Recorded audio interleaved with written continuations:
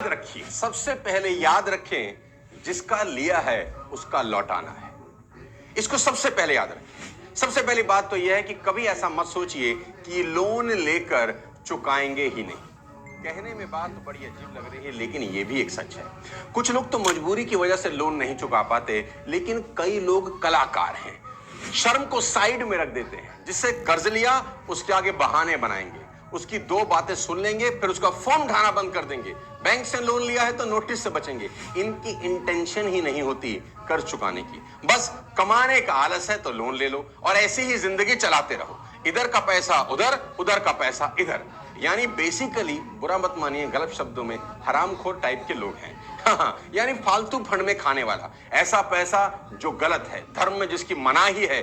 Bible में ऐसे व्यक्ति को विक्ट भी कहा गया है, यानी दुष्ट, जो कर्ज लेता है लेकिन चुकाता नहीं।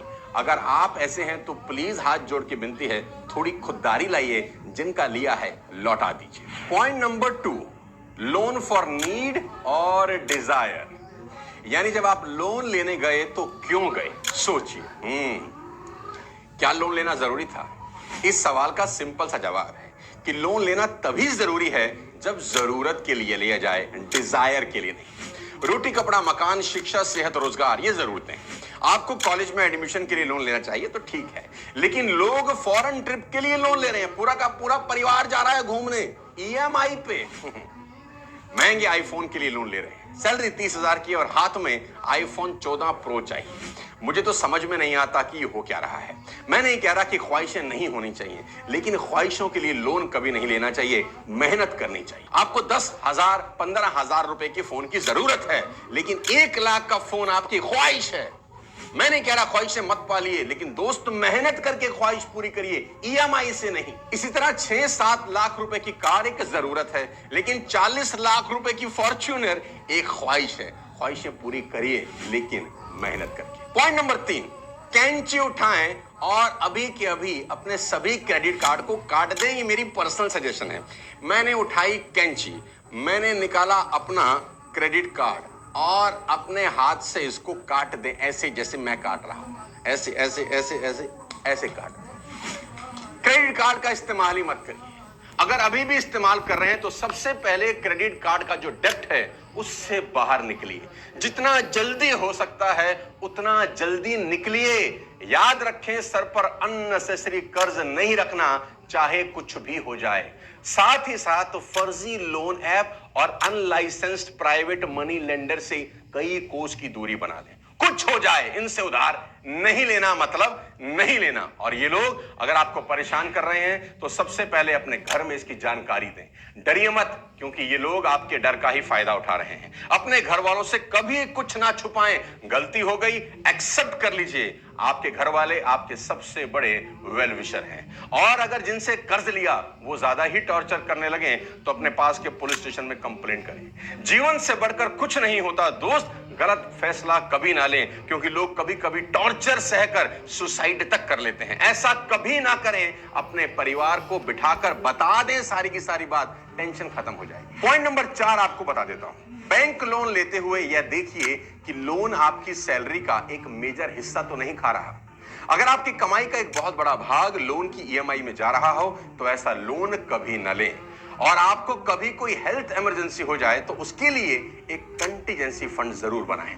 बच्चों की हायर एजुकेशन के लिए और अपनी रिटायरमेंट के लिए भी सेविंग करना बहुत ज्यादा जरूरी है।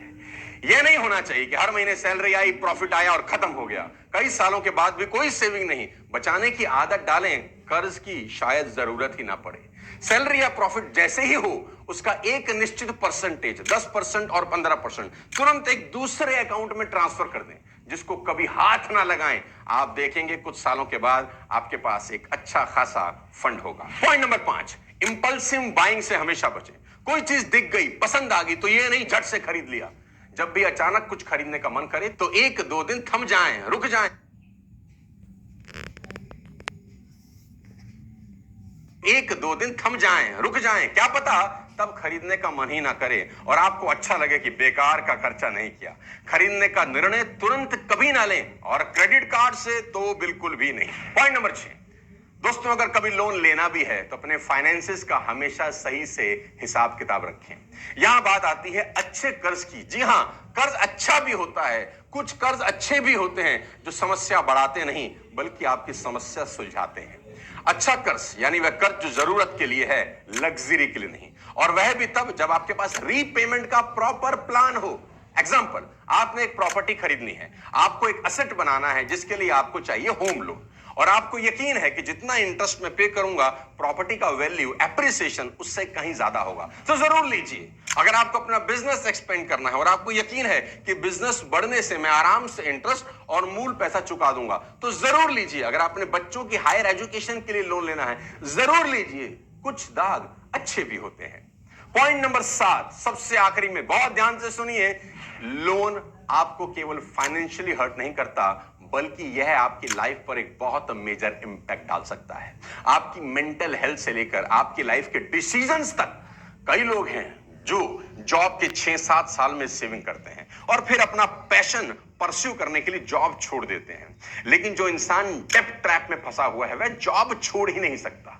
कंपनी को भी पता है कि यही कहीं जाने वाला नहीं है, इसकी किस्तें बंधी हुई हैं। उसको खूब खूब खूब निचोड़ा जाता है, 15-16 घंटे काम कराया जाता है। इस चक्रव्यूह से आप निकल ही नहीं पा रहे और अचानक रिसेशन आया, जॉब छूट गई, सबसे बुरा हाल हुआ।